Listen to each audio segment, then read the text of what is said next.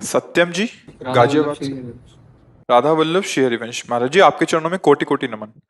महाराज जी, अक्सर ऐसे लोग मिलते हैं बाहर भी और परिवार में भी, जो भगवत मार्ग की बातों पर कुतर्क करने लग जाते हैं, साधु संतों पर दोष दृष्टि करते हैं और पर निंदा करते हैं। अब उनकी ये बातें मेरे हृदय को कोई कई दिनों तक जलाती रहती हैं। अब ऐसे समय हम कैसे अपने आप को बचाएं? ऐसा क्या करें कि हमारा कोई भी अपराध ना बने और उनकी बातों का प्रभाव भी हम पर ना पड़े? पहली बात तो ये समझिए कि जब हमारी बुद्धि बिगड़ जाती है तो फिर उसे हम पागल घोषित करते हैं समाज में। पागल कब समझ में आता है? जब वो जो चीज लेनी नहीं चाहिए वो उठा रहा है, जो करना नहीं चाहिए वो कर रहा है, उसी को तो पागल कहते हैं ना। अब शास्त्रीय जब हम जो एक सिद्धांत है उससे जब नापते हैं तो जो भगवत विमुख है, जो गुरुजनों की वाणी से गुरुवाणी से विमुख आचरण कर रहा है, सत्य वस्तु परमात्मा का नाम, उनका रूप, उनकी लीला, उनके गुण और उन्हीं के भाव में सब में प्रभु को देखना। अब ये सत्य वस्तु से वो भ्रष्ट हो गया है। बुद्धि भोगेश्वर प्रसक्ता नाम तयापहृत चेतसाम व्यवसायत्मिका बुद्धि समादो न विधीयते। भोगों में सुख बुद्धि और ऐश्वर्य में महत्व बुद्धि। अब वो शरीराभिमानी केवल एक ही लक्ष्य रखे कि इंद्रियों से मनमानी भोग भोगने को मिले और खूब संपत्ति हो जाए जिससे भोग भोग सके आगे भी। तो बातुल भूत विवश मतवारे, ते नहीं बोले ही बचन विचारे, तिनकर कहा सुनी नहीं काना। बस ऐसे लोगों को हम भगवान से प्रार्थना करते हैं कि उन्हें सद्बुद्धि दें।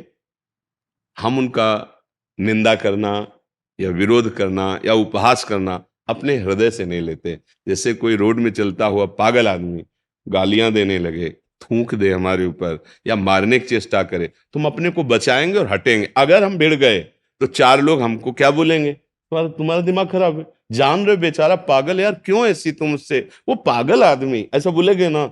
बस ऐसे ही शास्त्र और साधु कह रहे हैं, जिनकी बुद्धि माया से ग्रसित होकर भ्रष्ट हो गई है, अधर्माचरण परायण है, जो नाना प्रकार के भोग वासनाओं में विचरते रहते हैं, वो गिर गए अपनी स्थिति से। उनकी बुद्धि सही निर्णय नहीं कर रही। तो हमें उनसे दूरी बनाना है, ना कि उनसे लड़ना है, उनको निंदा करनी है, उनकी अवहेलना, चाहे वो घर का हो चाहे बाहर का हो। हाँ, परमार्थ का पथिक किसी बाहरी सहयोग से अपने को नहीं बचाता, विवेक के द्वारा ज्ञान के द्वारा अपने को बचाता है। ये बात ध्यान रखना। जैसे बाहरी शरीर की रक्षा के लिए शस्त्र, ऐसे आंतरिक विचारों की पवित्रता और रक्षा के लिए शास्त्र वाक्य गुरुवाणी, उसके अनुसार हम चलेंगे ना, हमें कोई परेशानी अंदर पैदा नहीं कर सकता। वो अंदर परेशानी नहीं है तो बाहर की परेशानी कुछ नहीं बिगाड़ सकती। वो बाहर एसी रूम में बैठे हैं, वो अंदर से परेशान है, अंदर से जल रहे हैं, तो शांति नहीं है। बात समझ लीजिए। हमें भगवान ने कृपा करके सतमार्ग में चलने का अवसर दिया। तो अब जो मायाग्रसित बुद्धि है वो तो बुरा मानेगी, अगर ना मानती तो वो भी तो सतमार्ग में चलती। तो अब हमें उनकी बात नहीं सुननी। हमारे तो शास्त्रों में यहाँ तक वर्णन है, जिसके हृदय में हरि भक्ति नहीं, धर्म नहीं, वो जीवित मरा हुआ प्राणी है। जिन हरि भगति हृदय नहीं आनी, जीवित सब समान ते प्राणी। अब मुर्दे से क्या आकांक्षा करोगे? समझ रहे हो ना? बस प्रणाम कर लो, अपने मार्ग में चलो। ये हम बिल्कुल नीचे उतर कर आपको समझा रहे हैं। नहीं, अगर हम परमार्थ की ऊंचाई से बात करें तो जिसकी आराधना कर रहे हो वही तुम्हारी परीक्षा के लिए तुम्हें कटुवचन बोल रहा है, वही तुम्हारी परीक्षा के लिए कि तुम कितने पुष्ट हो, वही प्रतिकूलता पैदा कर रहा है। दूसरा कोई है ही नहीं, एक ही घट घट में रमा हुआ वही परम तत्व जिसकी तुम आराधना करके प्राप्त करना चाहते हो, तुम्हारे सामने तुम्हारी परीक्षा के लिए तुम्हारे ही उपासना के विरुद्ध आचरण कर रहा है। अब करो उस पर भगवत भाव, पर उतनी क्षमता नहीं। तो इसीलिए हम नीचे से आपको समझा रहे कि जैसी योग्यता होती वैसे उस परमार्थ के शब्दों का प्रयोग किया जाता है। आप समझ पा रहे हैं जी? ब्रिगेडियर रमेश जी, जी राधे राधे। महाराज जी, आपके चरणों में साष्टांग दंडवत प्रणाम। महाराज जी, पिछली बार एकांतिक वार्तालाप में आपने मुझे गुरु मंत्र लेते हुए पवित्रता की कुछ सावधानियां बताई थी। आपकी कृपा से आज्ञा कारी बनने का प्रयास किया और बहुत फायदा भी हुआ। इसी प्रकार आपके कुछ पुराने 6-7 साल पुराने प्रवचन विशेषकर सावधानियों के ऊपर, जैसे वृंदावन में आकर विग्रह मूर्ति के दर्शन करते समय, संतों से मिलते वक्त आदि प्रवचन सुनने के बाद और आपकी कृपा से अच्छा लग रहा है। महाराज जी, इस बार मेरा प्रश्न है कि प्रसाद की पवित्रता पर है। सभी को मालूम है और आपने भी कई प्रवचनों में बताया है कि आहार पवित्र होना चाहिए। हमारा आहार की पवित्रता की पहली ही सीढ़ी है, अर्थात की पवित्रता। कुछ लोग ठीक ढंग से नहीं कमाया हुआ धन धार्मिक स्थानों पर दान करते हैं, इससे प्रसाद की पवित्रता पर संदेह होता है। हम अमूमन उन प्रसाद को विग्रह को समर्पित करके ग्रहण कर लेते हैं, पर कोई धार्मिक स्थानों पर ऐसा संभव नहीं होता। यहाँ पर प्रसाद बहुत अल्प मात्रा में ले लेते हैं, पर ग्रहण खाते समय किसी सुरक्षित स्थान जैसे पेड़ के नीचे रख देते हैं। ऐसा करना कोई अपराध तो नहीं है महाराज जी? ये मतलब मंदिर आदि से प्रसाद तो ले लेते हाँ, हैं। मतलब हम समझ गए आपकी बात। इसमें भाव ये रखना है कि जैसे आप प्रगट में, देवालय में, जैसे बाहर आपको कोई रोड में बांट रहा है तो लीजिए भी मत। जैसे नहीं, कोई दान की भावना से हलवा बांट रहा है, पूड़ी बांट रहा है, ऐसे आप गृहस्थ हैं, आप कमाते हैं, आप अपने पैसे से प्रयोग कीजिए। किसी के दान पुण्य लेने तो आप धामाए नहीं। अब रही मंदिर की बात, जैसे आप बिहारी जी मंदिर गए, राधा वल्लभ जी मंदिर गए, वहां जो अंदर से प्रसाद मिल रहा है उसको किनका लिया, किनका समझ रहे हैं, और 4 लोगों को बांट दिया। अच्छा, इतना है कि आप बांटे नहीं और आप निकल आए हैं, तो यहाँ की जैसे गाय हैं, अन्य जीव, आप उनको पवा दीजिए, वो भी ब्रजवासी जन है। ये बहुत सुंदर बात आपकी है, इसमें हम सपोर्ट करते हैं। पर उसको ऐसे रख देना उचित नहीं है अपने सामने। अगर आपको ऐसा लग रहा है तो फिर आप यमुना जी चले जाइए और यमुना जी को प्रदान कर दीजिए। उसमें बहुत सी मछलियां, जीव जंतु, और यमुना रस रानी स्वयं प्रसाद प्रभु का स्वीकार करें।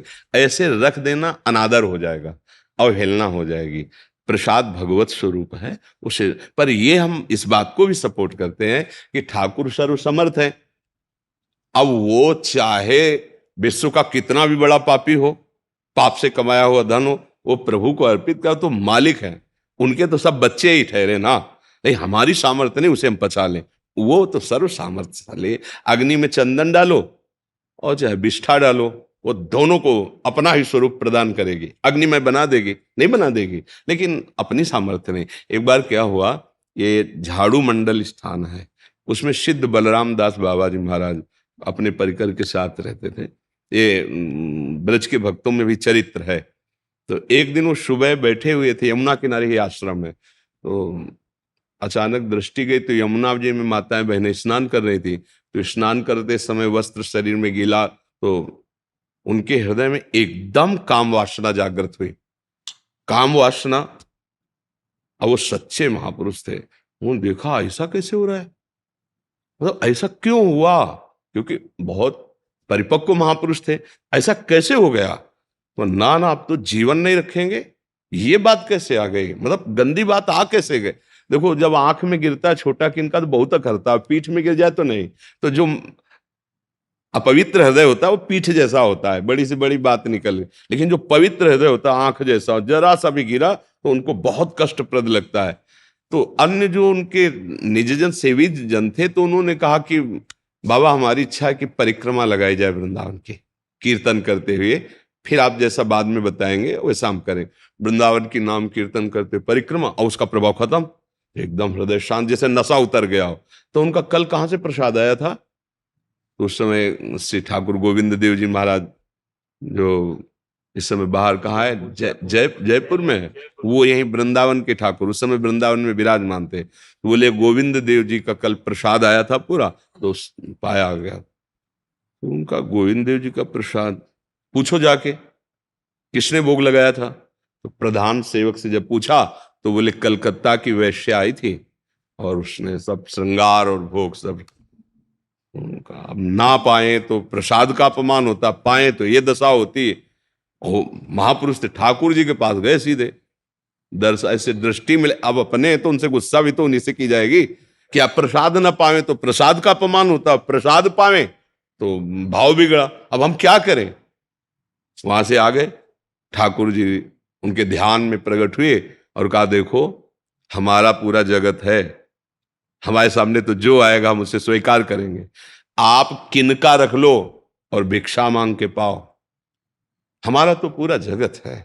तब ये सिद्धांत है कि जैसे प्रसाद मिला, किनका ले लिया और 4 लोगों को बांट दिया, या फिर ऐसे दे दे, या यमुना रसरानी, उसको ऐसे रख के छोड़ के चल देना, अनादर नहीं करना है भगवत स्वरूप पर। ये बिल्कुल बात है। ठाकुर तो सर्व समर्थ है, हमारी सामर्थ्य नहीं कि हम सब कुछ पचा सके। उपासक को ये सावधानी जरूर रखनी चाहिए। ऐसा जैसे विरक्त जन है, तो भिक्षावृत्ति का अवलंबन, मधुकरी मतलब भौरा जैसे हर पुष्प से थोड़ा थोड़ा पराग लेके अपना पेट भर लेता है, ऐसे 4 घरों में मांग ले। संतों की अलग अलग वृत्ति होती। एक होती है आकाश वृत्ति, जैसे अपने लोग आकाश वृत्ति, पहले भिक्षा वृत्ति से अब आकाश वृत्ति में, कि जैसा हरि जो भेज दें, जो आ गया उसी से बिजली का बिल भरो, दाल और रोटी और ठाकुर का भोग लगाओ। मांगेंगे नहीं, जीवन जितना है प्रभु को अर्पित करके। आकाश वृत्ति, कोई कोई महात्मा अजगर वृत्ति से, स्वयं जो सामने आ गया, जैसे आकाश वृत्ति में पैसा आ गया तो हम उससे खरीद के कर रहे हैं, लेकिन अजगर वृत्ति में ऐसा नहीं, जो सामने आहार आ गया उसे पा लिया, ले सब छोड़ दिया। अलग अलग वृत्ति। तो मधुकर वृत्ति ज्यादा प्रशंसनीय, कि 5 घरों में चले गए और रोटी मांगी, 5 रोटी पाई, उसे मधुकरी वृत्ति कहते हैं। तो अब जैसे गृहस्थ में हो तो आपको पता है कि मैंने जीवन भारत की सुरक्षा में लगाया, उसमें जो आपको सेवा मिल रही उसके द्वारा आप खाइए पिए, और जहां प्रसाद मिले किनका ले लीजिए। धर्मयुक्त कमाई से जो हम आहार करेंगे तो हमारी बुद्धि शुद्ध होकर भगवान में लगेगी, और अधर्माचरण करेंगे तो ठीक है। और इस तरह जैसे बटता हुआ मतलब जो दान पुण्य की भावना बिल्कुल नहीं लेना चाहिए, क्योंकि आप गृहस्थ हो, आप परिक्रमा लगाने आए हो, आपको हलवा बांट रहे हो आप, तो आप क्या करने आए हो? कमाने आए हो ना, कि गंवाने आए हो? अरे वो कमा रहा है और तुम गंवा रहे हो हलवा खा के। उपवास कर लो, एक दिन मर थोड़ी जाओगे। वृंदावन की परिक्रमा करो, नाम जप करो और फिर चले गए तो आपका पुण्य बच गया। आपके पास 10 रुपया है, 2 रुपए का आप किसी जीव की सेवा में लगा दो, किसी को दे दो, फल लिया दे दिया। आप क्यों ले? आप तो गृहस्थी में हो ना। विरक्ति है तो चलो जो मिला मांग के खा लिया, भजन किया। गृहस्थ आदमी को सावधान रहना चाहिए। जैसे गुरुद्वारे या कहीं गए तो वहां तो गुरु प्रसाद मिलता है, भगवत प्रसाद तो पाओ, और जैसे कुछ आपके पास तो सेवा में चरणों में अर्पित करो। ऐसे नहीं कि पाए हो मुझे में ताव दिए चले आए, फिर ठीक नहीं। आप गृहस्थ हो, आप कमाते हो, तो वहां जो मान लो कहीं भी है संत समुदाय में गुरुजनों के द्वारा जो तो दिया हुआ है तो है ना, वहां कोई तो आप भी दीजिए। 100 रुपया आप रख दिए, प्रसाद लिया, कोई बात नहीं हुई। जैसे गुरुद्वारा है सब तो खूब भंडारे चलते थे गुरुवाणी की कृपा से खूब, तो अपना कर्तव्य है कि पाओ प्रसाद वहां, गुरुवाणी को भोग लगाए, पर वहां सेवा कर दो, वहां पोछा लगा दो, सोहनी लगा दो। मान लो किसी के पास अर्थ सुविधा है तो शरीर है ना, हवा करो वहां बैठे हुए जनों की, पादुकाएं साफ कर दो, पोछा लगा दो, कुछ करो। ऐसे अगर किए तो गवा दोगे, फिर क्या है। तो ये सावधानी अच्छा है, बहुत अच्छा है प्रश्न आपका, आदरणीय है। कृष्णा बेरीबाल जी कोलकाता से। महाराज जी आपके चरणों में कोटि कोटि प्रणाम। महाराज जी, हमें अपने भौतिक इच्छाओं की बातें दूसरे लोगों से क्यों नहीं करना चाहिए? आज की त्याग की चर्चा से ये प्रश्न आया। क्योंकि उसकी सत्ता दृढ़ होती है। तो ये आगमा पाइनो अनित्य हैं। अगर इनको हम बार बार चिंतन करेंगे, इनकी वार्ता करेंगे, तो हमारा हृदय इनमें आसक्त हो जाएगा, इनमें महत्व बुद्धि हो जाएगी, इनकी सत्ता दृढ़ लगेगी, और यही हमारा नाश है, यही हमारा पतन है। विषयों का चिंतन, विषयों का भोग, विषय वार्ता, विषय लालसा, यही हमारी बार बार जन्म और मृत्यु का कारण, दुर्गति का कारण यही है। इसीलिए इनकी ना तो वार्ता करनी है, तो बोधयंता परस्परम, भगवान कहते हैं परस्पर मेरी वार्ता करो, तुम्हारी वाणी पवित्र हो जाएगी। अगर आपको भोग चाहिए तो जो भोग प्रभु को समर्पित किए जाते हैं, प्रसाद बनाकर उनका सेवन करो। धर्म युक्त, धर्म की सीमा के अंतर्गत भोग, तो वो किसी से कहने की जरूरत नहीं है, भगवान से भी मांगने की जरूरत नहीं है। क्यों? क्योंकि भगवान से हम सत्य वस्तु मांगे कि भोग मांगे। एक जैसे गरीब आदमी है, वो किसी चक्रवर्ती सम्राट के पास जाए और उससे कहा जाए तुम्हारी जो इच्छा हो मांग लो, कहेगा 1 साल का भैंस गाय का चारा दे दो, 1 साल की रोटी की व्यवस्था कर दो। पर ये नहीं समझ रहा कि चक्रवर्ती सम्राट अगर वो ये बोल दे कि आपको जो भावे सो दे दो, तो इतना दे देगा कि तुम जीवन भर खा नहीं पाओगे। ऐसे ही हमारे भगवान सुख समुद्र हैं, ज्ञान समुद्र हैं। हम अज्ञानी जी पता नहीं क्या मांगे, उसकी सत्ता नहीं जो हम मांगेंगे, तो हम उन्हीं के ऊपर छोड़ देते हैं कि प्रभु आप जैसे प्रसन्न हो और जो प्रसाद आप दीजिए। तो फिर हम मांगे भी क्यों प्रभु से? कोई अज्ञानी है क्या? वो सर्वज्ञ है, जानते हैं, जो उनको उचित लगेगा वो करेंगे। हम तो उनके आश्रित होकर फिर दूसरों से जब हम विषय वार्ता करते हैं तो उसकी सत्ता दृढ़ होती है। समझ में आ रही है आपकी? अगर भजन नहीं करते तो क्या समझ में आएगा? अध्यात्म वार्ता है। हम अंदर से समझते हैं कि मेरी इंद्रियों की कमजोरी है, निकल जाओगे, और उनकी सत्ता दे दी, हर्षित होकर भोगे तो अनंत जन्म हो गए उन्हीं भोगों को भोगते हुए। माया की एक बड़ी शक्ति है जिसका नाम है विस्मृति कराना। परसों आप मध्याह्न में क्या पाए थे? परसों पर विस्मृति करा रहे, तो पिछले जन्म में आप क्या थे? देखो, उसका काम, माया का काम है विस्मृति कराना। मतलब बार बार मां के गर्भ में भयंकर दुख भोगे हैं, बार बार नाना प्रकार की भोग वासनाओं में हम दंड भोगे हैं, लेकिन विस्मृति है सबकी। संसार की सुखद दुखद घटनाओं की कोई ऐसी स्मृति इस जन्म की बड़ी वाली, हाँ हाँ ऐसा नहीं, तो तत्कालिक पूछा जाए तो हमारी जितनी स्मृति है वो सब धूल धूसरित करती जाती माया। और भक्ति का क्या कार्य है? स्मृति प्रदान करना, सत्य वस्तु की स्मृति। जैसे संपूर्ण गीता सुनने के बाद श्री अर्जुन जी कह रहे नष्टो मोहा स्मृतिर लब्धा। माया का काम विस्मृति। तो आपको लगता है कि अगर मैं ये भोग लूं, ये वस्तुएं हों, मैं इनका स्वामी हूं तो मैं सुखी हो जाऊं? कितने वर्ष, कितने दिन? जब हमारी मृत्यु आनी ही है, शरीर छूटना ही है, तो हमें वो वस्तु प्राप्त करनी है जो सनातन हो, जो नित्य हो, और जहां दुख का लेस ना हो। वो है भगवान का नाम, वो है धर्म के आचरण और भगवान की भक्ति युक्त जीवन। ये मांगो, इसके लिए कभी कोई रोक नहीं है। हाँ चलो, अगर सांसारिक बात भी मांगनी है तो सांसारिक पुरुष नहीं, भगवान से कहो और उनको एक छूट दे दो कि उचित लगे तो दे देना, मेरी मांग ये है। अगर मैं फंसूं और नष्ट हो जाऊं तो मेरे मांगने पर भी मुझे मत देना प्रभु। भक्तों की जो भावनाएं होती हैं, भगवान ने उनको भी अपना ही माना है, जो अर्थार्थी हैं, जो आर्त हैं, जो जिज्ञासु हैं। पर ज्ञानी को अपनी आत्मा कहा है, अर्थात मैं ही ज्ञानी हूं, ज्ञान स्वरूप ब्रह्मविद ब्रह्मवि भवति। आपको समझ में आ रही है हमारी बात? जी जी। हाँ, तो हम ये कह रहे हैं कि किसी से कहने की क्या जरूरत है, क्योंकि इनकी सत्ता नहीं है। जब हम इनकी चर्चा करते हैं ना तो इनकी सत्ता दृढ़ होती है। अब देखो, जैसे अंदर कोई विकार आ रहा है और आप सत्संगी हो, ऐसे नहीं, तेरी सत्ता ही नहीं, अब तू मेरा कुछ नहीं बिगाड़ सकता, राधा राधा राधा। वो स्फुरित होगा, जलाएगा, खत्म हो जाएगा। फिर स्फुरित होगा, अब उससे कम जलाएगा, फिर खत्म हो जाएगा। फिर स्फुरित होगा, फिर और कम जलाए, एक दिन आएगा कि स्फुरित ही नहीं होगा। अब वो जहां स्फुरण करके, उसका नाम मनमत है। इंद्रियां और मन ये मथित कर देते हैं, व्याकुल कर देते हैं, और हमारे को पता नहीं है कि इनसे कैसे हटना है। मन और इंद्रियों में तदात्म है तो हम भोगों में शांति के लिए उतर जाते हैं। और भगवान ने कहा त्यागात शांति अनंतरम, और हम समझते हैं भोगात शांति अनंतरम। तो भोग से क्या हुआ? और वासना तृष्णा बढ़ी, हम गिरते चले जाते हैं। इसलिए कहा गया कि आप अपनी इच्छाओं का दमन कीजिए, ना कि इच्छाओं को प्रकाशित कीजिए। अच्छा, जैसे जैसे आप इनको सत्य मानने लगेंगे तो फिर दुख भी सत्य हो गया, नरक भी सत्य हो गया, पापाचरण भी सत्य हो गया, वो तुम्हें भोगने पड़ेंगे। बिल्कुल आप ये समझो कि आप जैसा सोचोगे वैसा बन जाओगे, जैसा सोचोगे वैसा दिखाई देने लगेगा। ये जादू का तमाशा है, भगवान की माया का ऐसा जादू है।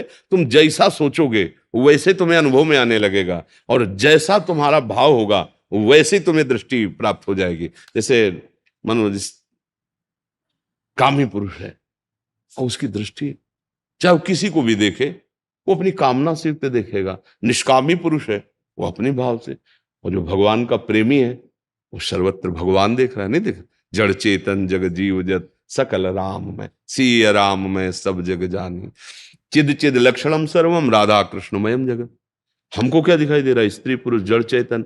हम जैसा ये यथा माम प्रपद्यन्ते तास तथैव भजाम्यहम्। अगर आप भगवान को विषय मानकर भजोगे तो विषय दिखाई देगा, ब्रह्म मान के भजोगे तो ब्रह्म दिखाई देगा। है वही, दूसरा नहीं। जाकी रही भावना जैसी प्रभु मूर्ति देखी। एक ही भगवान कंस के रंगमंच पर पधार रहे हैं, लेकिन अलग अलग सबको दिखाई दे रहे हैं। एक ही राम जी जनक जी के हम मंच पर विराजमान, सबको अलग अलग दर्शन। तो भगवान का अलग अलग दर्शन भाव दृष्टि के अनुसार हो रहा है।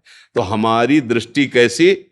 जैसा हमारा चिंतन होगा, जैसी हमारी वासना होगी। तो हमारी वासना गंदी है, शरीर भाव है, भोग में सत्यत्व सुख बुद्धि है, इसलिए मना किया जाता है कि आप अपनी इस बात को समझो। अगर इनको आप नित्य मानोगे, इनको सुखद मानोगे, इनको सच्चा मानोगे, तो इसी में फंसे रहोगे, कभी निकल नहीं पाओगे।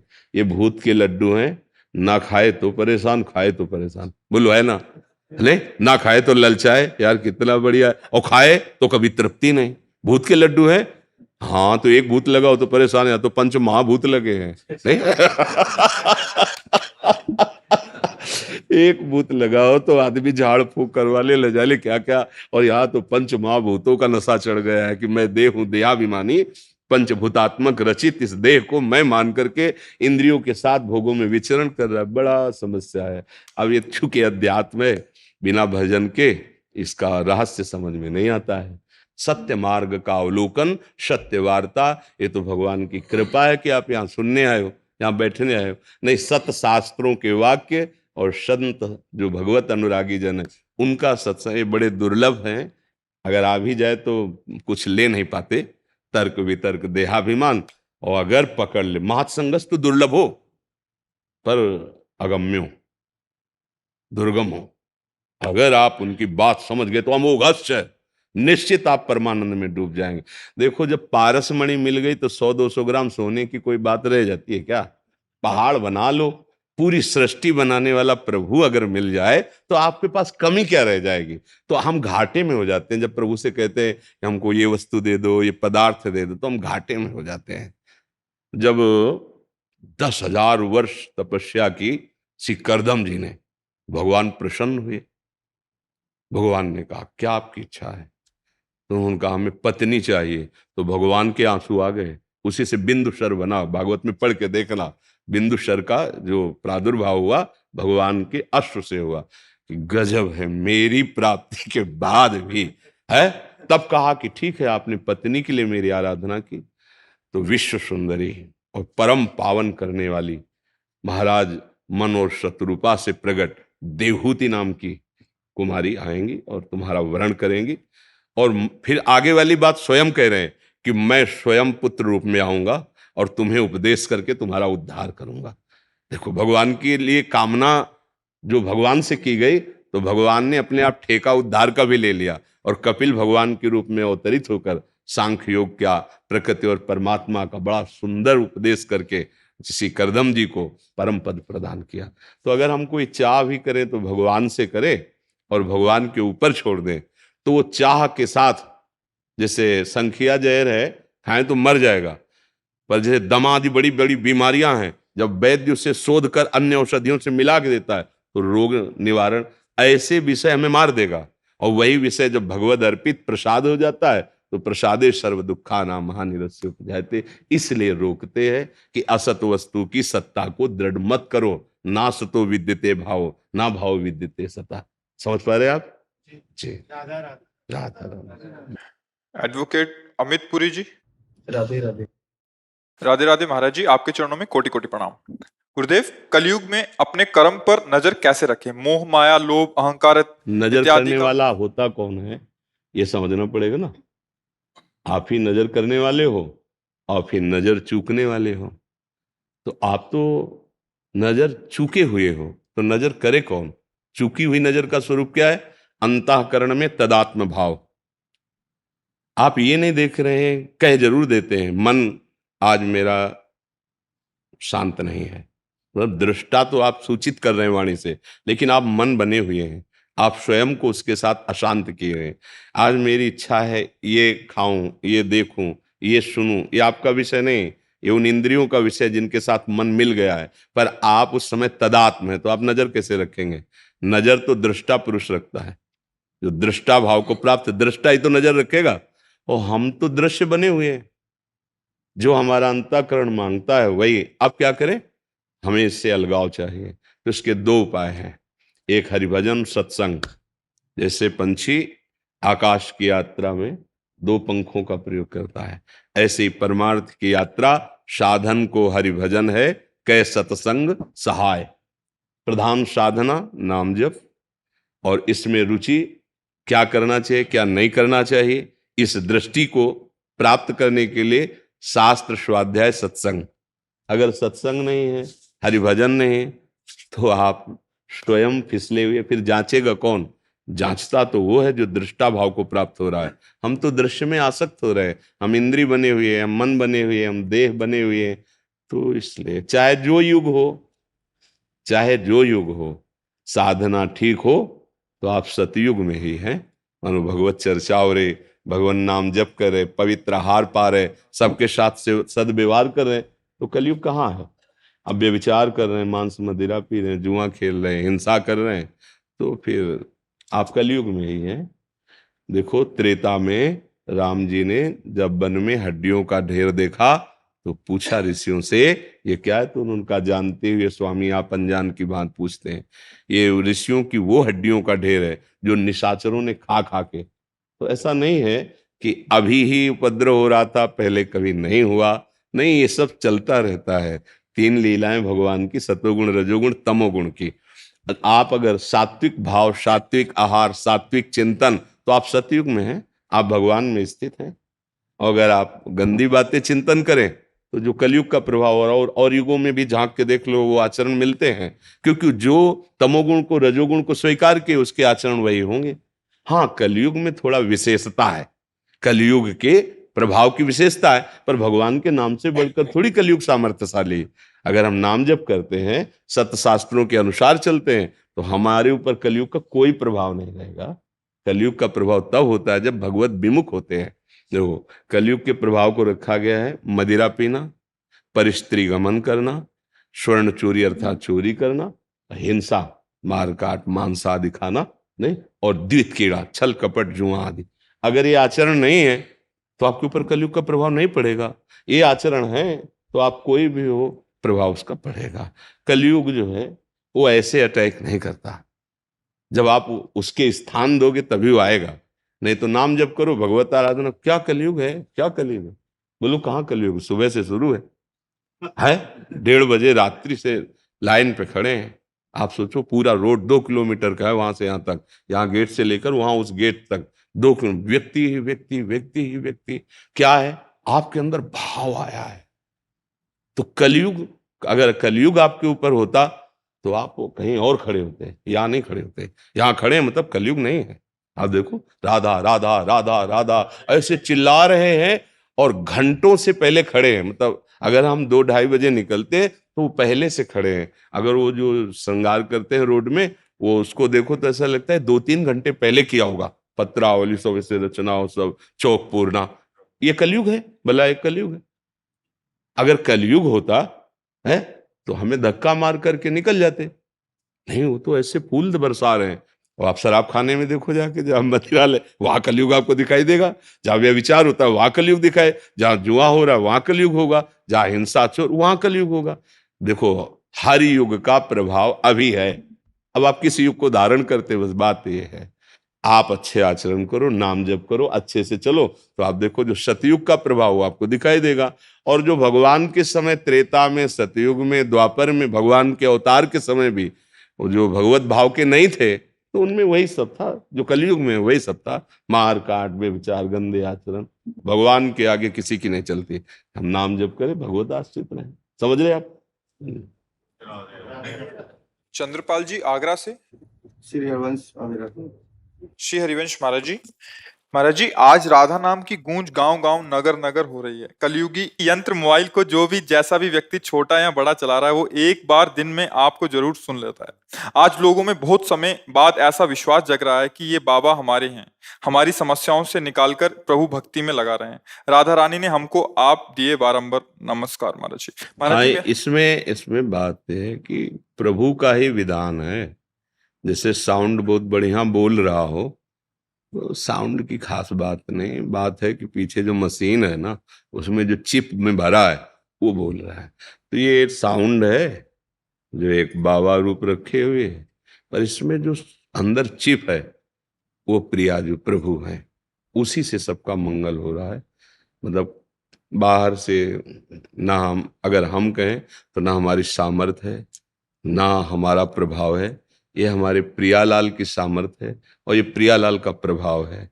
जान पाए तो जान ले, पर किसी भी भाव से, जैसे हम मंदिर जाते तो प्रभु मंदिर में तो बहुत ऊंचे अंदर पर हम प्रथम सीढ़ी से प्रणाम शुरू कर देते हैं कि मेरे प्रभु का मंदिर है। तो ऐसे इस देह मंदिर पर भाव कर लो तो आंतरिक विराजमान जो प्रभु हैं उन तक पहुंच हो जाएगी। बस बात ये है।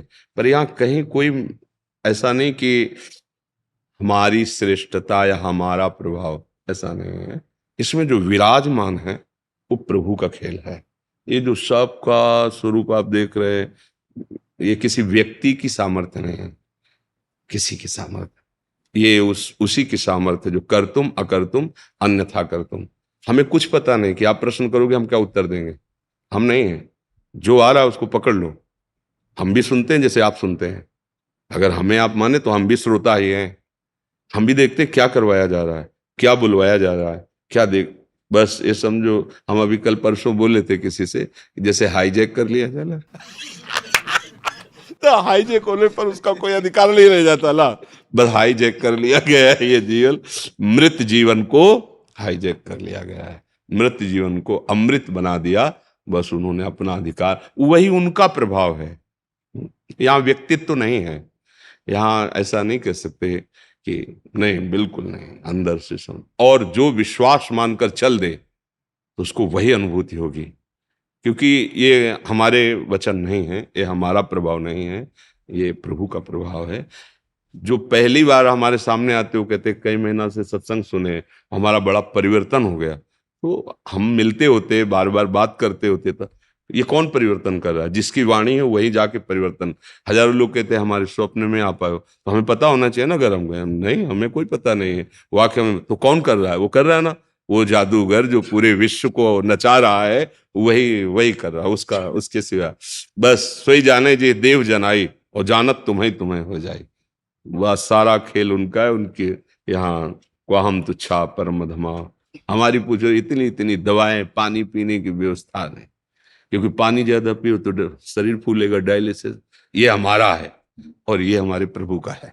बस ये बात समझ, दो डिपार्टमेंट है। ये है मैं का भोग, जो मैं अहंकार करके किसी जन्म में कर्म हुआ, और ये है उस अहंकार के समर्पण का, ये जो खेल देख रहे हैं उनका जी।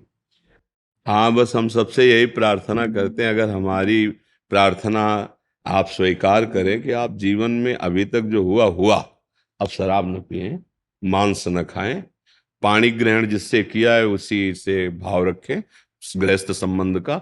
अन्य भाव जननी सम जाने पर नारी, धन पराए विषते विष भाई। दूसरे का जो धन है वो विषवत समझे, और दूसरे की जो वो माता के समान समझ, अभी आनंद की अनुभूति हो जाए। भाई इतना जरूर छोड़ दो, शराब पियोगे, बेविचार करोगे, मांस खाओगे, फिर पतन हो जाएगा। इतना बुरा पतन होगा कि अभी अवसर भगवान ने मानो देह देकर कल्याण का, फिर अवसर नहीं। साधन धाम मोक्ष कर द्वारा, पाए न जे परलोक समारा, सो परत्र दुख पावई, सिर धुनि धुनि पछताए, काल कर्म ईश्वर। मेरी बड़ी कृपा है आप सबके ऊपर कि आप सत्संग का आदर करते हैं, साधु समाज में बैठने की इच्छा की है। इसका मतलब भगवान की कृपा। जब द्रव्य दीन दयालु रागो तो साधु संगति पाई, तो अब इसका लाभ ले लो। अभी तक जो किया, राधा राधा, अब लो नसानी अब ना। अब ये बात तो मान ही लेना कि अगर, क्योंकि आजकल जैसे कोई किसी के यहाँ जाए ना तो अतिथि देवो भव में अब आजकल यही पार्टी है, यही मित्रता, यही दोस्ती है कि हमें गंदे व्यसन कराए जाएं, गंदे आचरणों की प्रेरणा, सुविधा, दृश्य, यही आज का। तो इसलिए बचो, इससे बचो। जीवन अशांत हो जाएगा, बिना भय के भयभीत रहोगे, बिना किसी दुख के आपका मन आपको दुखी करता रहेगा अगर गलत आचरण हो गए। और अगर आप सत्य पे चलोगे, धर्म से चलोगे, हम मानते हैं आपके पास लौकिक सुविधाएं नहीं, पर आपका हृदय शांत होगा, शीतल होगा, आपका जीवन सुखमय होगा, आपके परिवार के जन स्वस्थ होंगे, क्योंकि धर्म से चल रहे ना। देखो जब युधिष्ठिर जी को वनवास हुआ ना, तो बड़ा दुख। कहाँ चक्रवर्ती सम्राट पद में अभिषेक हुआ और कहाँ वनवास। तो वनवास के समय जब दुखी होकर बात करते तो वहां उनको उत्तर दिया मार्कंडेय जी ने कि देखो तुम्हारे पास कितने ब्रह्म ऋषि विराजमान हैं। वनवास का दुख तो भगवान श्री राम को उन्होंने उदाहरण में दिया। तुम्हारे पास तो 50 ब्रह्म ऋषि विराजमान है और आपको हर समय भगवान की महिमा उत्तम धर्म का ज्ञान और इनका सानिध्य। भला आपको दुख क्या है? आपको दुख क्या है? जिसके पास साधु महात्मा वास कर रहे हैं या जिनको साधु महात्माओं का सानिध्य मिला हुआ है, वो निरंतर रहते, तभी तो सूर्य के द्वारा बटलोई प्राप्त की थी उनकी सेवा के लिए। तो ये बात ध्यान, दुख का मतलब धर्म त्याग, दुख का मतलब पाप आचरण। नहीं तो आप सच ही मानो, एक हृदय में अलौकिक शीतलता रहती है, एक प्रसन्नता रहती है, एक संतोष रहता है, भगवान का भरोसा रहता है, ये सब मंगलमय है। तो शराब मत पीना, मांस मत खाना और ये गंदी बातें न करना। आप सुखी रहोगे, आप स्वस्थ रहोगे, प्रसन्न रहोगे, तो हमारी सेवा बोलने की, सोचने की सार्थक हुई। आप नहीं मानेंगे तो फिर हम भगवत भाव कर लेंगे आप में। आप मानेंगे तो हम अपना बच्चा मान लेंगे, अपना परिवार का सदस्य मान लेंगे। नाते नेह राम के मनियत, सुहृद सुसेव्य जहां लो। तो हमें देखकर आपको प्रसन्नता होगी, यही जीवन का हमारे लाभ। और आप प्रसन्न है तो जीवन का लक्ष्य यही है, हाँ, प्रसन्न आत्मा। पर ये तभी होगा जब गंदे आचरणों का त्याग करें। धन्यवाद, धन्यवाद। वैष्णव जन की जय। इस पावन पति पावन भगवान। जय हो मेरे राधा रमन लाल जी। सुनो, माला लाओ श्री जी की पहनान। धन्यवाद, धन्यवाद। आज्ञा करो कोई सेवा क्या है?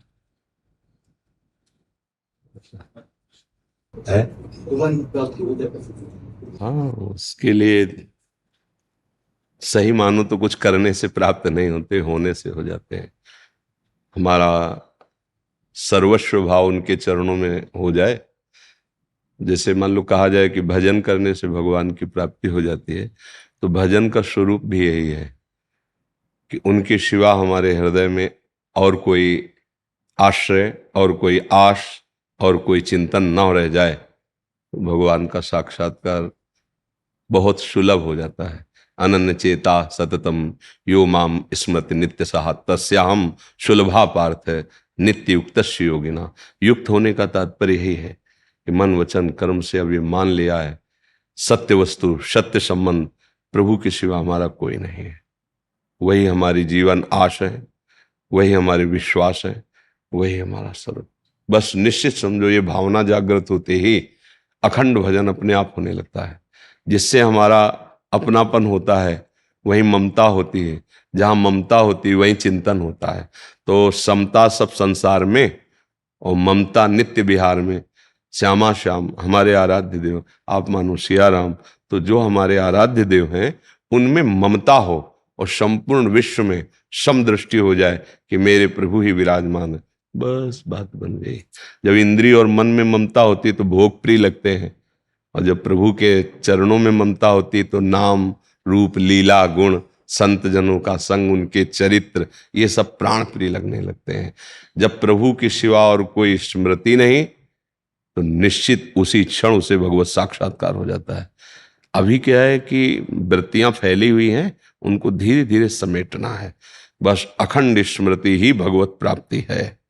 जितना अंतर से भगवत चिंतन में डूबा हुआ उपासक है वैसे ही रूप झलकने लगता है, और जहां सत्यत्व में स्थिति हुई वही साक्षात्कार हो जाता है। एकमात्र प्रभु प्रभु। कई बार बताया है कि कान भय प्राण में, प्राण भय कान में, ही में न जान परे कान है कि प्राण है। ये स्थिति केवल भगवत चिंतन। खूब बढ़िया अवसर है, शरीर स्वस्थ है, नई अवस्था है, निरंतर नाम जप करो। जो असाधन है, विकार वाले इंद्रियों के मार्ग हैं, जबरदस्ती हठात उनको रोको, उनके रोकने की जो व्यथा है उसको सहो, यही तपस्या हो जाएगी। निरंतर भजन भगवत प्राप्ति का सहज सरल उपाय है। समझ रहे ना? हाँ, खूब मस्त रहो।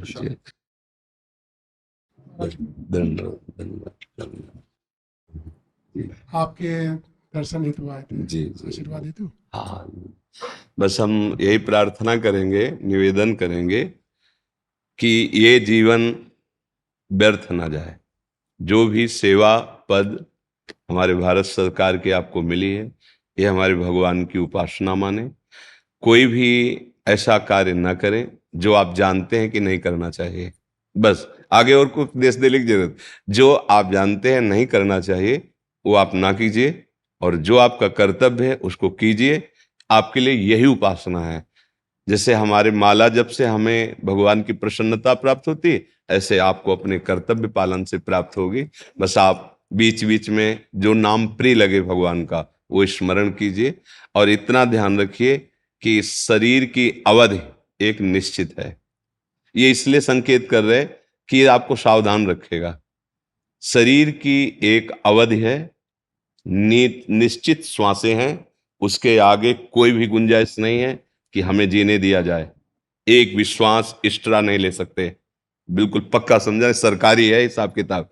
जैसे ट्रांसफर, तो फिर एक दिन भी नहीं रुक सकते, ट्रांसफर है ना, तो इस शरीर से ट्रांसफर होगा एक दिन, तो उसकी हमें तैयारी करते रहना है कि यहां से जब हमें जाना है तो उस समय में क्या लेके जाना होगा।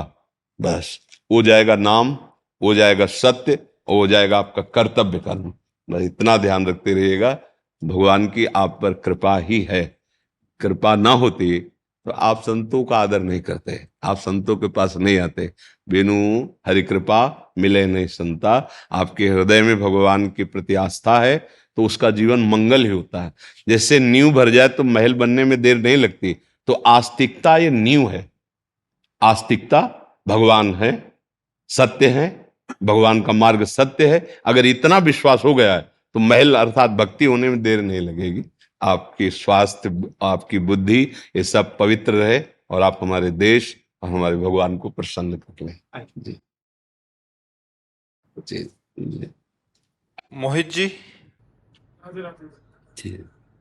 महाराज जी राधे राधे, आपके चरणों में कोटि कोटि प्रणाम। महाराज जी, जब हम श्री जी को और ठाकुर जी को भोग लगाते हैं और भोग की थाली क्या कुछ समय के लिए अपने प्रभु के सामने रख देना चाहिए? अगर भोग की थाली को जल्दी या हाँ, साथ ही नहीं, साथ इसके उठा दो लेना है? दो प्रकार हैं। जैसे आपको ऑफिस जाना है, वो बहुत राइट टाइम, वो भी भगवत सेवा है। तो जो भी भोग बना वो दिखाया और जय और पा लिया।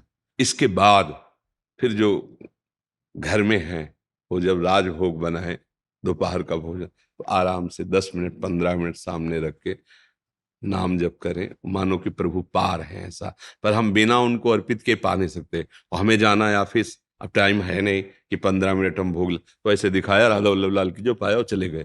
तो जो घर के और सदस्य हैं, तभी जो श्री विग्रह की सेवा है वो गृहस्थी में अकेले पूर्ण नहीं होती, परिवार के सहयोग से पूर्ण होती। मानो पत्नी है, बच्चे हैं, उनको बता दिया कि ये तो हो गया, अब इसके बाद पवित्र करके रसोई मनिया करना, फिर भोग लगाना और फिर थोड़ा पद गायन करना, नाम कीर्तन, फिर पा लेना प्रसाद। अब हमारे पास सामान प्रभु जान रहे हैं। अब उस समय आंख मूंद करके ध्यान करने का समय नहीं, ऑफिस जाने का समय। वहां अगर आपका समय लेट होता रहा तो वहां आपकी ड्यूटी, और उसी से तो ठाकुर सेवा बन रही, परिवार सेवा बन रही, तो वो भी कर्तव्य कर्म पूजा हुआ ना। तो ये अवस्था अवसर के अनुसार हम देखते हैं।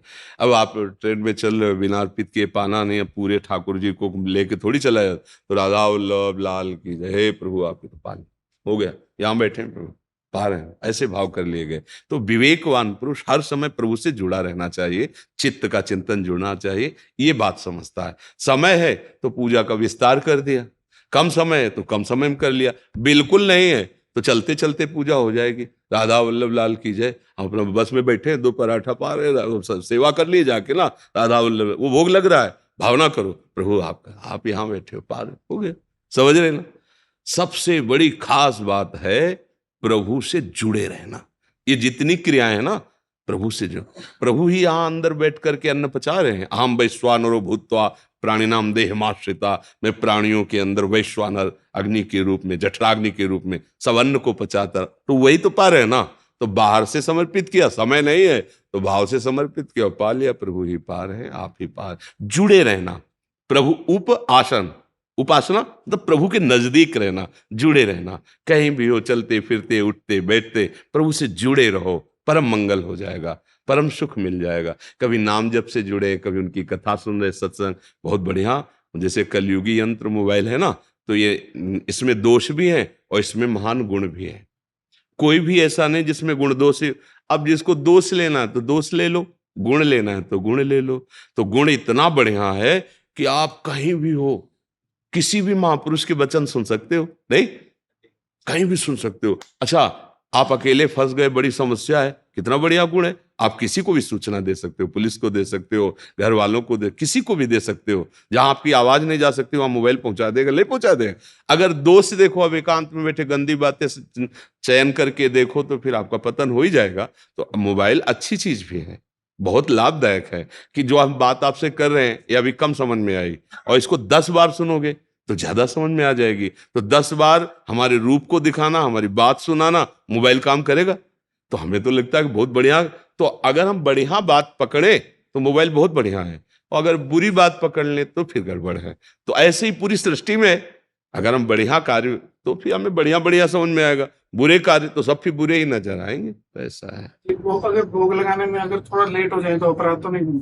अरे भाई, हमारा समझो प्रभु से जुड़े रहना खास बात है। अब आप तो मान लो गृहस्थ में हो, अब हमारा ये था कि कई कई दिन हमारे जैसे हितधाम में रहते, छुट्टी कुटिया में कई कई दिन हमारा जो मतलब पूर्वाभ्यास था सन्यास का, एकदम एकांत, ना बोलना, ना देखना, ना सुनना। और उसके लिए फिर बाहर से ताला लगवा देते जिससे सबको लगे कि कहीं गए हैं। बाहर से ताला लगा है, अंदर हम है, पर्दा लगा हुआ है। इतनी मिश्री रहती थी, थोड़ा टुकड़ा लिया, श्री जी को भोग लगाया, स्नान करा के पर्दा लगा दिया, अब बैठे चिंतन कर। दूसरे दिन फिर रात्रि में उठे, शौच स्नान, फिर अंदर, फिर वहां जो माली था उससे ताला लगवा। इतनी मिश्री, 2-2 दिन, 3-3 दिन कोई चिंतन का। भगवान भाव देखते हैं, भजन देखते हैं। आप मान लो सुबह से शाम तक कुछ नहीं तो शाम के जब पाओ तब उनको पवा दिया।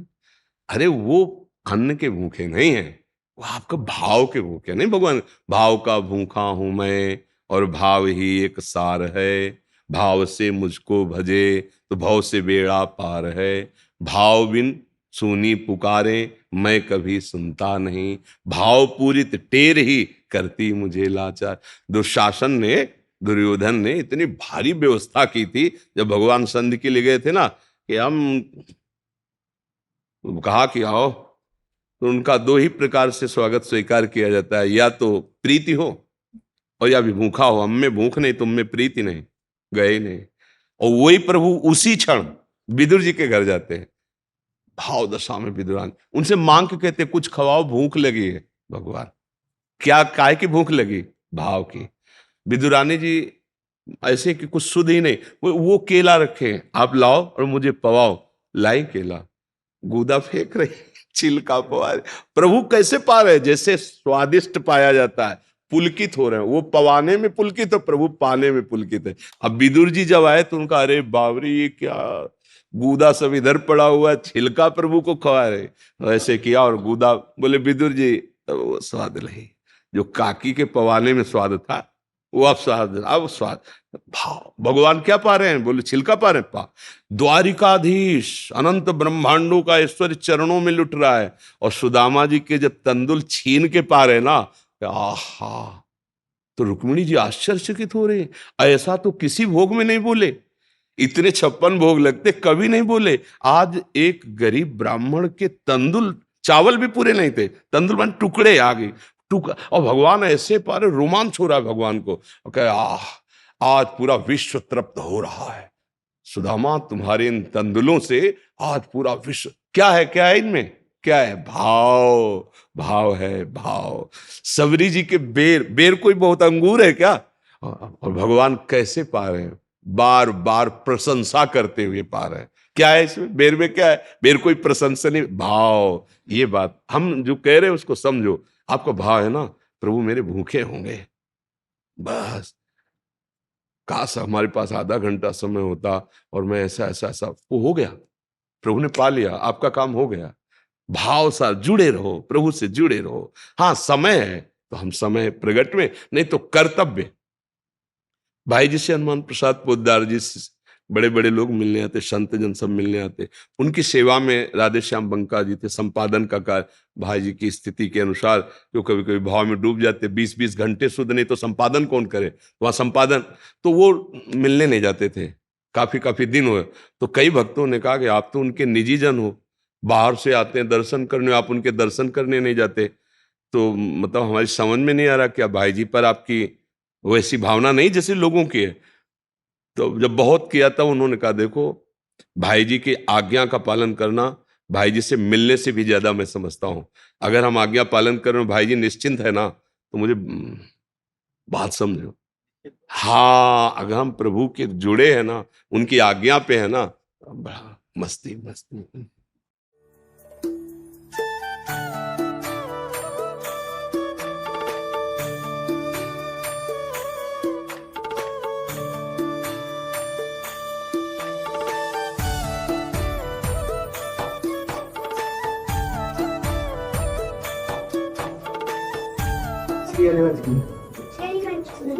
गुरुजी, पिछली बार हमने आपको राधा जी का पद सुनाया था जबरदस्ती, इस बार हम आपकी आज्ञा लेकर सुना रहे, क्या हम आपकी आज्ञा सुना सकते हैं? सुना दो सर, सुना दो। लो। मुनीर वंद्र वंद्रते तलोक शोक हारिणी, प्रसन्न भक्त पंकजे निकुंज भूविलासिनी, विजेंद्र भानु नंदिनी, विजेंद्र सोनु संगति, कदा कशीश शीश नम, कृपा कटाक्ष भाजनम। बहुत सुंदर, बहुत सुंदर, ठीक है, बहुत सुंदर। हाँ प्यारी तो गुरुजी। हाँ, जय जय।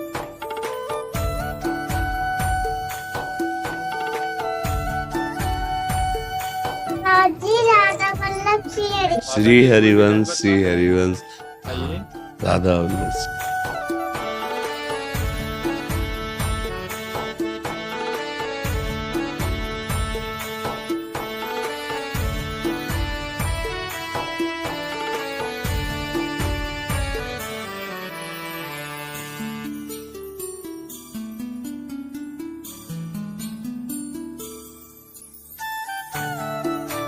महाराज जी, राधा रानी कितनी गोरी है और कृष्ण जी कितने काले हैं? कृष्ण जी काले थोड़ी है, वो इतने सुंदर हैं श्याम रंग में कि गोरी किशोरी जी भी चकोरी बनी हुई उनके रूप के, और किशोरी जी इतनी गोरी है कि मदन मोहन लालजू भी चकोर की भांति उनके। अब कैसे कहें इन दो नेत्रों में कि कौन अधिक कौन कमजोर है? नहीं, दोनों नेत्र हमारे हैं और दोनों की दृष्टि एक है। तो प्यारी जो प्यारे हैं, प्यारे जो प्यारी है, पता नहीं चलता कि कौन श्यामा है कौन श्याम है। दोनों एक दूसरे के रंग में रंगे हुए, एक ही तत्व दो रूपों में है। थोड़ा नाम जप करो और थोड़ी बड़ी हो, बुद्धि का विकास हो, तब बताएं। प्यारी जो इतनी गोरी है कि सृष्टि में वो गौरवर्ण है ही नहीं, और श्याम सुंदर इतने सुंदर, काले थोड़ी, बड़े बड़े योगेंद्र मुनीन्द्र जो शब्द स्पर्श रूप रसगंध पर विजय प्राप्त किए हुए ठाकुर जी के नख शोभा को देखकर उन्मत्त हो जाते हैं। ऐसे कोटि मनमतहारी मुनिमन मोहन मदन मोहन, और इतने सुंदर है कि सोमन मन मोहन, ठाकुर जी अपने रूप को देखकर मोहित हो जाते हैं। फिर प्रियाजू, तो ये वाणी का विषय नहीं, भजन करेंगे तो कृपा करेंगे, बता देंगे आपको कि देख मैं कितनी गोरी हूँ, देख मेरे प्रीतम कितने श्याम सुंदर है, काले थोड़ी ऐसे नहीं।